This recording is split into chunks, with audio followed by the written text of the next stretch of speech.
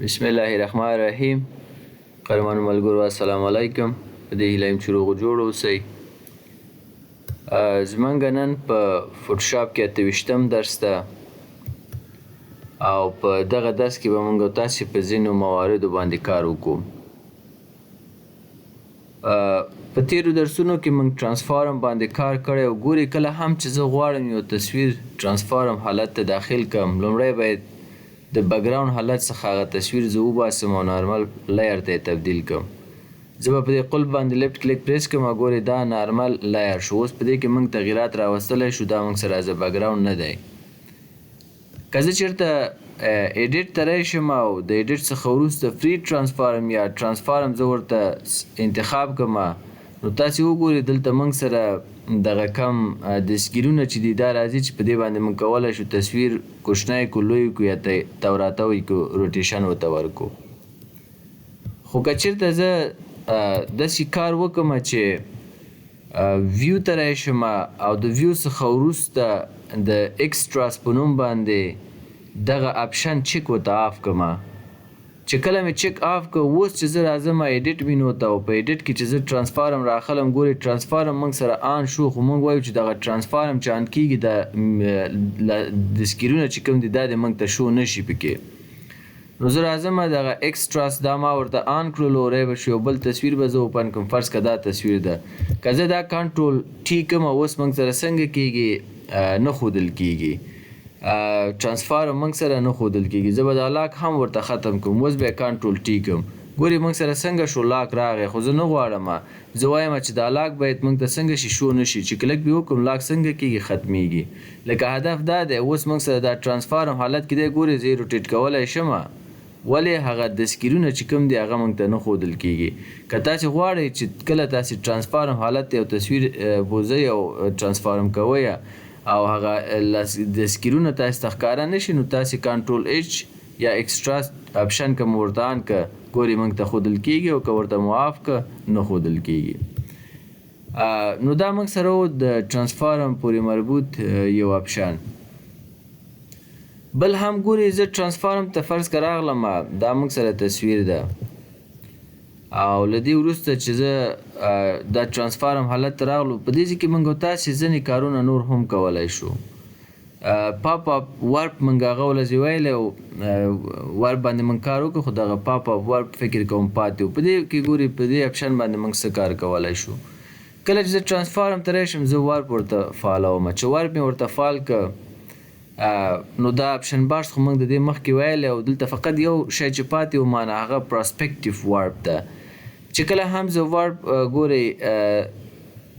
آن کم په یو تصویر باندې کولی شو چې یو تصویر کې موږ تاسې تغییرات راولو. صحیح ده، مختلف تغییرات پې څنګه کو ور اضافه کو، نو هر ځای څخه چې ستاسې خوښه و دغه تغییر اضافه کولی شو.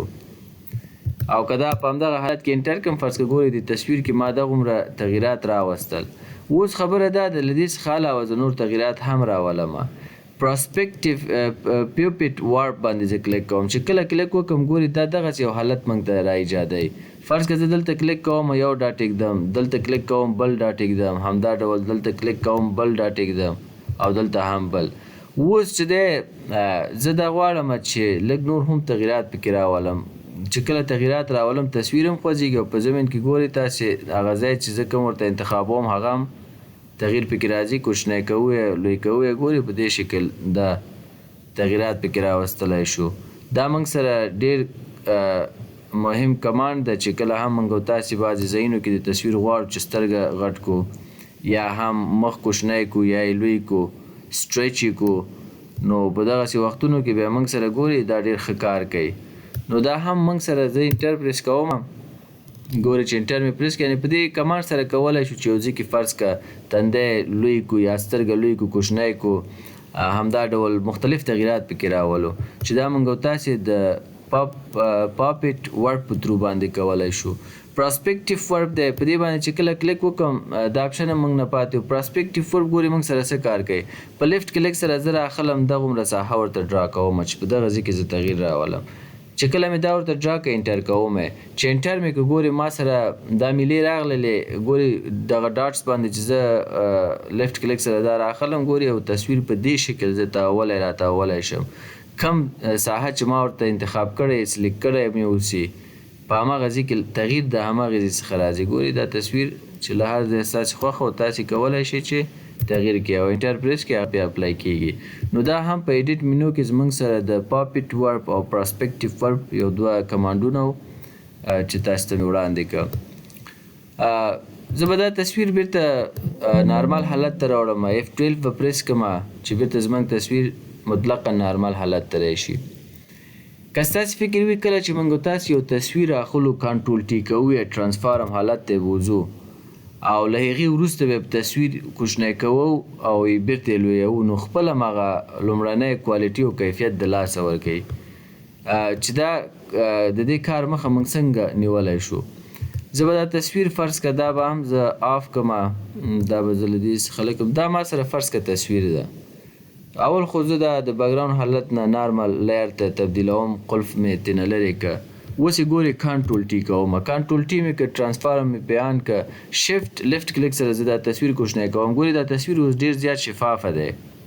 دا په دغه اندازه ګورې ما څنګه که کوچنی که چې کله مې کوچنی که زه انټر پرې کوم دا په همدغه حالت کې اپلای شو اوس دوباره غواړم چې دا بیرته لوی کړم بیا کنټرول ټي کوم چې کنټرول ټي مې که شفت لیفټ کلیک سره زه د عکس بیرته څنګه کوم لویوم ګورې څومره په تصویر کې فرق راغی اول تصویر موږ سره ډېر ښه او دوم تصویر ګورې موږ سره مکمل جال د پکسل سي خراب شو نو دا موږ سره څنګه دی دا موږ سره یعنی هغه تصویر دی چې دا اول تصویر دی که موږ سره دلته شو کې خیر دا موږ سره اول تصویر خو تاسې ولید چې ډېر شفاف و ولې کله چې موږ کوچنی که د ټرانسفارم په واسطه بیرته مې لوی که نو خپل کوالټي او کیفیت یې د لاسه ورکړه نو موږ څه ډول کولی شو چې یو تصویر کوچنی لوی کړو چې خپل کوالټي د لاسه ورنکړي ما دا F12 که چې بیرته نارمل حالت ته راشي دې کار دپاره به تاسې لومړی راشي دا به د قلف حالت نه وباسئ د هغې څخه وروسته به تاسې لیر ته راشئ په لیر کې به سمارټ آبجیکټ ته کنورټ کړئ هغه کوم عکس چې تاسې غواړئ کوچنی کړئ او یا یې بیرته لوی کړئ او تغییر په پکسلز کې رای نشي خپل کوالټي د لاسه ورنه کړي پکسلز خراب نه کړي نو تاسې هغه تصویر لومړی څنګه کوئ کنورټ ټو سمارټ آبجیکټ ته تبدیل کړي اوس ګورئ دلته موږ سره کنورټ ټو سمارټ آبجیکټ ته نه دی اوښتی که زه چېرته دا انتخاب کړم ګورئ دلته موږ سره یو کوچنی غوندې آیکن څنګه شو اضافه شو او دا اوس څنګه شو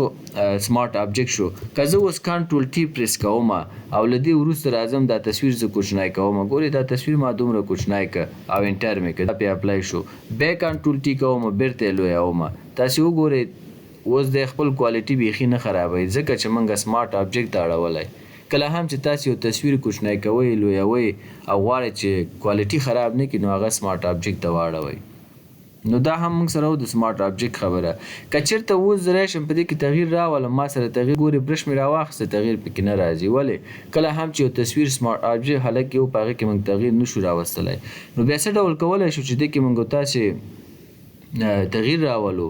سمارټ آبجیکټ نه څنګه بیرته ایستلی شو تاسې به راشئ دلته په همدغه کم کوچنی آیکن چې سمارټ آبجیکټ تمنایل آیکن دلته راغلی په دې باندې ډبل کلیک وکړئ چې کله تاسې ډبل کلیک وکړئ ګورئ دلته موږ سره دوم لیر کې دا تصویر اضافه شو دا اول لیر دی دلته اجازه اوس هم نه لرو اوس دا چې سمارټ آبجیکټ مې ختم کړو دوم لیر راغی او دلته کولی شو چې موږ تاسې څنګه وکړو تغییرات پکې راولو یعنې سمارټ آبجیکټ نه په دې شکل ویستلی شو زه ورته دا نو کوم او دا بیرته زه لرې کوم ګورئ اوس دا سمارټ آبجیکټ حالت کې ده دومه طریقه یې دا ده تاسې به راشئ ویو ته کله چې ویو ته راغلی د هغې څخه وروسته به تاسې راشئ نه دوباره راځو لیر ته په لیر کې سمارټ آبجیکټ ته په سمارټ آبجیکټ کې چې دی دلته ورته موږ وایو چې ایډیټ کانټینټس چې په دې باندې کلیک وکړم دا هم هماغه کار راته ترسره کوي نیو لیر کې راولي او بیا پکې تغییرات راوستلی شو نو زه نه غواړم نو دا څنګه کوو بیرته نو کوم او لرې کوم نو دا په لیر کې موږ او تاسې سره د سمارټ آبجیکټ خبره وه او همدا ډول د ایډیټ کانټینټ خبره وه په ډبل کلیک باندې هم دا کار کولی شو چې بیا پکې تغییرات راولو یو بل درس هم غواړم چې په یو بلې موضوع باندې هم دلته کار وکړم ګورئ تاسې چې ویو ته کله راشئ دلته موږ سره لورر ده، کنټرول آر شارټ کټ ده چې زه کله دا پریس کوم ګورې دلته موږ سره لورر اضافه شو، خطکش اضافه شو. که چېرته زه غواړم دغه خطکش په انچس وګورم، تاسې هم دلته رایټ کلیک وکړئ، پکسل کې دا غواړئ وګورئ. اوس خو پکسل د رایټ کلیک کوم انچس کې ګورم، ګورئ دا په انچ باندې راغی. او که بیا هم دلته رایټ کلیک وکړم سانتي میټر، ګورئ دا په سانتي میټر باندې راغی. او یا هم ملي میټر، پوینټس، هر ډول چې ستاسې په کار و مقیاس د اندازهګیرۍ نو هماغه ورته انتخاب کړئ. زه ورته انچ انتخابوم. کله مې چې انتخاب کړه زه غواړم دغلته لیفټ کلیک پریس نیسم او یو لاین دغلته اچوم. همدا ډول یو لاین هم دلته اضافه کوم. که د ورټیکل یم په کار نو له دې ځایه اخلو او بیا هم راځم دلته کلیک کوم بل یې وراخلم. نو ګورئ په دې شکل باندې موږ تاسې کولی شو چې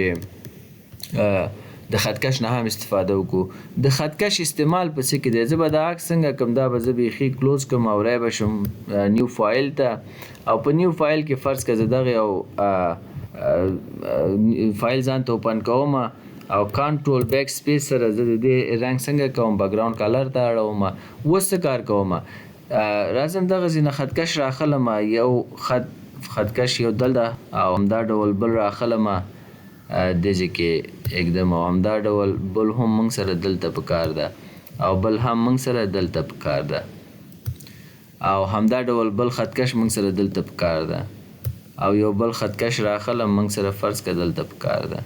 د دې ګټه څه کې شوه؟ فرض که زه وایم دغه ځایونو سره زما کار نشته، دا ساحې زه امټي پرېږدم، تشې پرېږدم، دغه ځای کې زه لیکل کوم. لیکل باید د دې خطکش د دغې لاین نه دې پله راوانه وړي. نو منظم لیکل خپل دلته کوم. فرض که دلته زه یو تصویر اضافه کوم، دلته بل تصویر اضافه کوم، یا فرض که ضرورت کېږي یو تصویر بل ته ضرورت شي یو دلته اضافه کوم، نو دا بیا موږ سره څنګه کوي؟ دا بیا موږ سره مرسته کوي چې موږ په منظم ډول باندې یو ډیزاین جوړ کړو او منظم یې کړو. یو خبرې ته پام وکړه، کله هم تاسې د خطکش یا رولر استعمالوئ چې کله تصویر تاسې فاینل ایکسپورټ کوئ ځان سره او سیف کوئ، نو خطکش چې دی څنګه کېږي؟ دغه لاینونه پکې نه راځي، دا لاینونه خپله لرې کېږي چې کله تاسې تصویر سیف کوئ. خو که از پی ایچ ډي ځان سره بیا سیف کوئ نو دا خطکش لاینونه پکې وي. که چېرته غواړئ چې دا لاینونه څنګه کوئ ډیلیټ یې کړئ، تاسې موو راواخلئ، دلته راشئ په دې لاین ودرېږئ، کلیر ګیډس په دې باندې کلیک وکړئ، ګوره ټول ګیډس موږ ته څنګه کوي ختموي. فرض که ما یو لاین دلته اضافه کړی ده، همدا ډول بل لاین مې دلته اضافه کړی او همدا ډول یو لاین هم دلته اضافه کړی، یو دلته. بله چاره ګورئ، زه دلته درېږم، کله چې دلته ودرېدم په دې کولی شو چې انتقال را انتقال کړو، یو ځای څخه بل ځای ته له بل ځای څخه یعنې موومنټ پې کولی شو. او بل هم دا چې زه دلته کله درېږم ګورئ، زه دلته راځم رایټ کلیک کوم، که چېرته زه ورته کلیر ګیډس ووایم خو دا خطکش ټول راته څنګه کوي؟ لرې کوي. که چېرته لاک ګیډس ووایم دا موږ سره لاک کېږي. اوس یې موږ نشو کولی چې له یو ځایه بل ځای ته وخوځوو تر هغې چې موږ تاسې نارمل رایر ته تبدیل نه کړو. چې کله نارمل رایر ته تبدیل کړه خطکش به په خپل حال پاتې، تصویر به زموږ تصویر خوځېږي، خطکش به څنګه په خپل حال به ځکه چې موږ هغه لاک کړی ده. نو دا موږ سره و د رورل په ارتباط یو څو موضوعات چې موږ تاسې کولی شو په رولر یا خطکش په واسطه باندې دغه ډول یعنې په ښه شکل باندې یو ډیزاین چې غواړو ترسره کړو نو خطکش نه استفاده کوو تر څو حدودات ورته مشخص کړو او په منظم شکل باندې مخته لاړ شو. نو دا هم موږ سره د لورر خبره وه. زه دا تصویر بیرته راخلم او کلوز کوم. دا تصویر فرض که زه کلوز کوم نو ورته انتخابوم. یو بل تصویر به زه اوپن کړم، فرض که دغه یو تصویر زه اوپن کوم. چې کله هم دا تصویر اوپن کړه نو موږ خو تر رولره پورې خبرې وکړلې چې رولر په واسطه باندې موږ تاسې کولی شو چې ځایونه مشخص کړو چې کوم ځای کې ټکس ولیکو، کوم ځای کې تصویران اضافه کړو. که چېرته ګریډ ورته انتخاب کړم دا هم موږ سره ګریډس دي، موږ تاسې ته ګریډس په تصویر باندې اضافه کوي. او که شو ته راشم ګریډس ورته آف کړم نو ګریډس موږ ته څنګه کېږي؟ بېرته لرې کېږي. همدا ډول ویو ته راځم، بل په ویو کې موږ سره رولر هم ایجاد کړه. فرض که 2 لاینونه موږ دلته اضافه کړه، 2 یا 3 یا 4 لاینونه. او له دې وروسته زه بیا ویو ته راځم، چې کله بیا هم ویو ته راغلم دلته موږ سره بل داسې کوم مهم اپشن نشته دی، فقط کولی شو چې خطکش په واسطه موږ تاسې لاینونه اضافه کو، لاک یې کو او کلیر یې کو. دا ټول کارونه موږ او تاسې په ویو کې ترسره کولی شو. نو دغه اوس بنګه د نن ورځې درس انشاءالله سبا به په یو بل موضوع باندې کار وکړو.